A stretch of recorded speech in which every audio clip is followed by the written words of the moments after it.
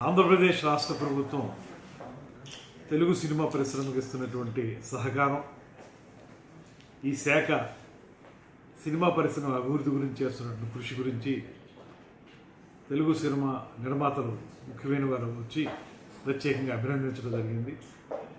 ముఖ్యంగా ఈ రాష్ట్రంలో పరిశ్రమ అభివృద్ధి చెందడానికి ఏ రకమైనటువంటి అంశాల మీద దృష్టి పెట్టాలనేటువంటి ఆలోచనని వారు చర్చించడం జరిగింది. దాంతోపాటు ప్రధానంగా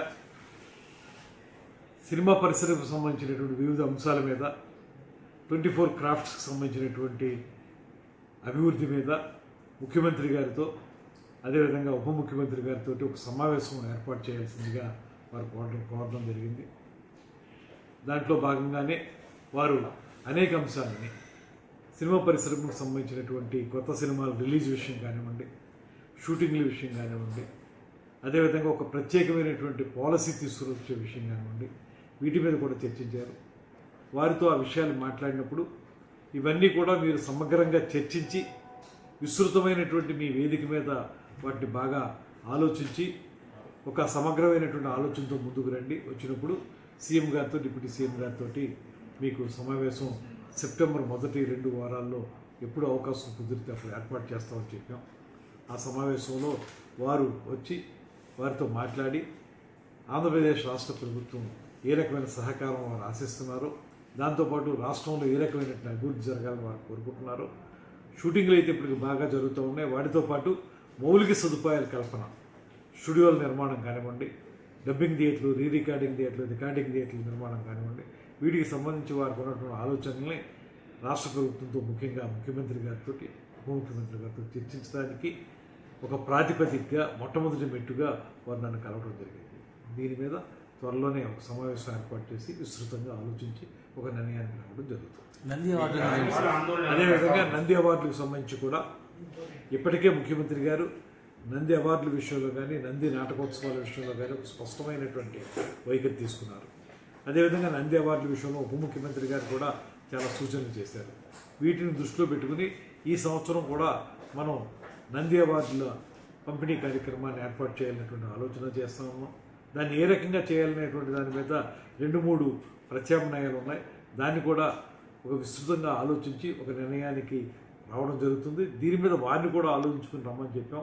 ముఖ్యమంత్రి గారిని ఉప ముఖ్యమంత్రి గారిని కలిసినప్పుడు ఆ విషయం మీద కూడా ఆలోచిద్దాం అనేటువంటి మాట ఒక నిర్ణయానికి రావడం జరిగింది. వారితో మేము చెప్పింది ఏంటంటే ఒక 2-3 ప్రతిపాదనలు మా ముందుకు వచ్చాయి. ఆ వచ్చినటువంటి ప్రతిపాదనలను దృష్టిలో పెట్టుకుని మీరు కూడా నిర్మాతల మండలిలో కానీ ఇతరతర వేదికల మీద కానీ పూర్తిగా ఆలోచించుకుని నంది నాటకోత్సవాలు, నంది అవార్డులు అనేటువంటిది ఇవ్వడం ఎలాగా చేస్తూ ఉంటుంది కాబట్టి రాష్ట్ర ప్రభుత్వం ఏ రకంగా చేస్తే మీకు పరిశ్రమ అభివృద్ధి ఉపయోగపడుతుందో ఆలోచనతో రమ్మని చెప్పాం. వారు నెక్స్ట్ మీటింగ్లో మాట్లాడేటప్పుడు ఆ విషయాన్ని సమగ్రంగా ఆలోచన వస్తున్నారు. దాన్ని బట్టి మేము ముందుకెళ్తాం. తెలుగు సినిమా అనేది అటు తెలంగాణకైనా ఇటు ఆంధ్రప్రదేశ్కైనా ఒకటే.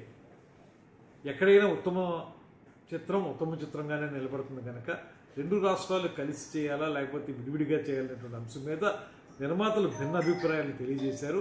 వాటన్నిటిని కూడా ముఖ్యమంత్రి గారు ఉప ముఖ్యమంత్రి గారి దృష్టికి తీసుకెళ్తా ఉన్నాం.